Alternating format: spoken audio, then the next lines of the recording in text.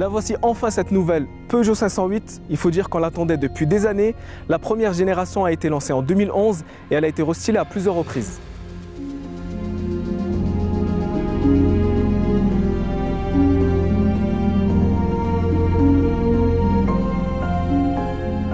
La Peugeot 508 veut révolutionner le segment des berlines avec un design qui est beaucoup plus sportif, beaucoup plus radical, proche d'un coupé.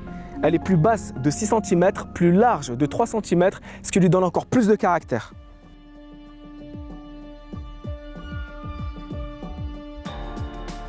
La face avant est marquée bien évidemment par les feux de jour qui rappellent les canines d'un lion prêt à rugir, la calandre en cascade très verticale, le capot qui est assez flottant, ainsi que le logo 508 au niveau du museau qui rappelle les anciennes Peugeot. La Peugeot 508 mesure 4,75 m. Elle est plus courte de 8 cm par rapport à la précédente génération, mais elle a un style qui est beaucoup plus séduisant, proche d'une voiture fastback. Sa chute de toit est très prononcée, elle donne lieu à un haillon ainsi que cet aileron qui dynamise le véhicule. Lorsque Peugeot a présenté la 508, on est littéralement tombé sous son charme. Il était difficile de faire mieux que la 308 et le 3008, et pourtant Peugeot l'a fait. La 508 ne laisse personne indifférent et il est incroyable de voir les passants contempler sa silhouette. Ce design, on le doit à Giovanni Rizzo, un designer qui a parfaitement su donner ses lettres de noblesse à la berline française. Et nous voilà enfin au volant de cette Peugeot 508 et le moins que l'on puisse dire c'est que Peugeot ne trahit vraiment pas sa réputation.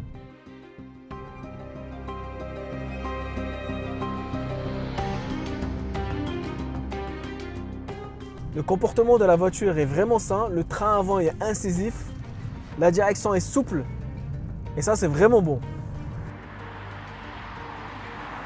Sur notre modèle d'essai, on dispose du moteur 1,6 litre THP de 225 chevaux. C'est un moteur qui est volontaire, les reprises sont bonnes. Mais on aurait peut-être préféré quelque chose d'un peu plus puissant. Il faut dire que le design de la Peugeot 508 est agressif, il est radical, mais cette radicalité ne se retrouve pas forcément derrière le volant. La boîte EAT8, donc c'est une boîte automatique qui remplit parfaitement bien son rôle, mais dès qu'on commence à hausser le rythme avec la pédale de droite, alors là elle se perd un peu. Et dans ce cas, je vous conseille de passer les rapports avec les palettes qui sont juste derrière le volant. Les palettes justement sont fixes, elles ne bougent pas avec le volant et il faudra les chercher pour rétrograder à l'intérieur d'un virage serré. Mis à part ces quelques détails, la 508 s'en sort bien. Elle dispose d'un amortissement adaptatif qui varie la dureté de suspension selon les modes sport, confort et éco. Peugeot a eu beaucoup d'audace, l'intérieur est très inspiré du concept Peugeot Exalt.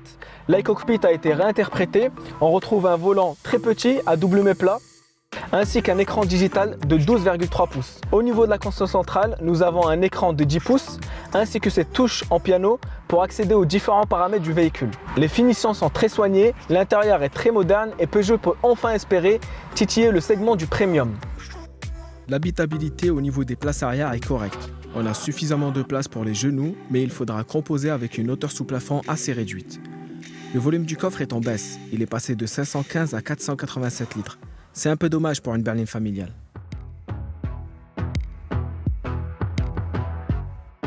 La Peugeot 508 nous a largement convaincus. Bon, elle va sans doute pas révolutionner le segment des berlines. Elle coûte un peu plus cher que la précédente génération. Elle démarre à 32 300 € et elle sera très prochainement disponible en version break ou SW.